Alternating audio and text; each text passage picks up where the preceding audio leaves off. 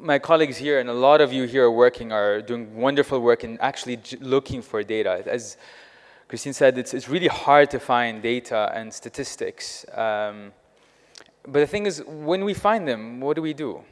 How do we act upon them? And this is something that I decided kind of to show. So I will actually show you what we do as opposed to tell you, because it's visually so much easier. Here is one visual we've created. It's about politician salaries and income inequality. So I'll start from the bottom here. As you can see the individual, the green individuals there? These are GDP per capita. And the people next to them with the bellies are the politicians. This is the politicians as a multiple, the politician salaries as a multiple of GDP per capita.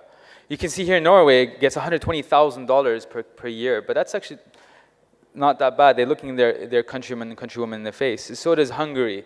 It's a tenth of the salary.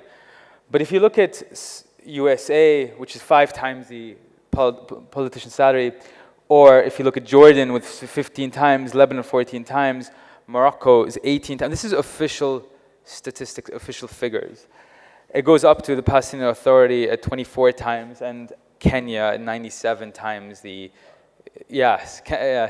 Actually, this went viral on Twitter, and Kenyatta was tagged multiple times. He's the president of Kenya right now.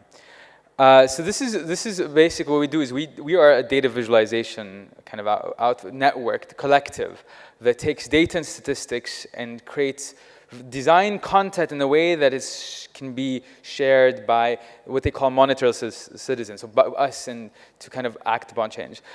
I'm going to tell you a story because that's probably the better way. We are a narrative-wired brain, so it's probably easier to tell you a story. I think Christine did a beautiful job of that with the stories you've done. So I'm going to ask a question. By show of hands, how many of you have heard of administrative detention? 2, 3. Okay. 4, which is administrative detention was actually introduced by the British and French colonial rule. It's to arrest individuals without trial, without evidence, as a way of controlling political dissent. Ironically, it's been taken by the independent governments such as Jordan, Israel. I think India might have as well administrative detention. You can detain people without evidence at all, and they use it in a state of emergency. So evidence is kept. So imagine that neither you, nor your family, nor your lawyer know why you're in jail. No evidence is given.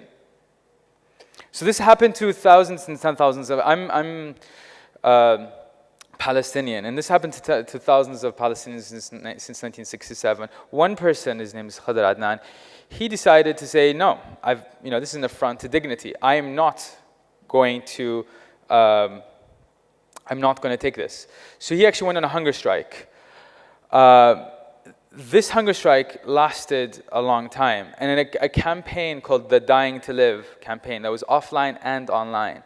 Lena here, a friend of mine, actually fasted 3 days to see what he felt.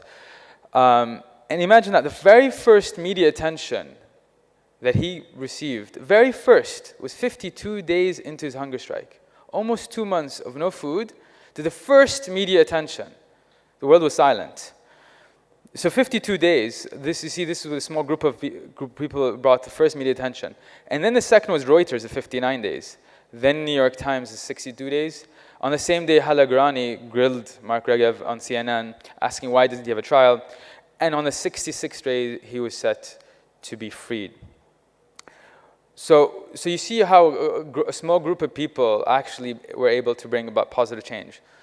What is our role? Well, in this case, we created a visualization. We downloaded 21 medical reports to show what the effects of total voluntary fast, what the physiological effects, what happens to your body if you go on a hunger strike. So you see here, we included other people who went on hunger strike for social justice. On day 14, catabolysis happens, when it means your body starts to break down your muscle because there's no more fat. And here how people have used this tool to campaign for social issues.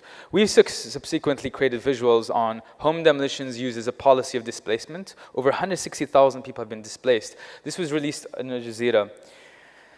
Here we show the disparity of water. I think corruption, I think at the essence is appropriation of natural resources. And here you can see while Ramallah has more water than London, the Palestinians get 70 liters per day, while Israelis get 300 liters per day.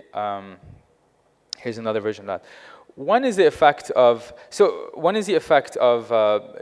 checkpoints. 67 mothers were forced to give birth at Israeli military checkpoints. 36 babies died. This is in a span of 5 years. What did the UN do? They trained Palestinian midwifery. So they didn't look at the root cause. They actually went around to reduce birth. This is a visual that I like to show because it shows the. We scraped the Israeli bus website and showed the routes from Jerusalem to the settlements, showing the yellow line and the white is what's left of Bantustans.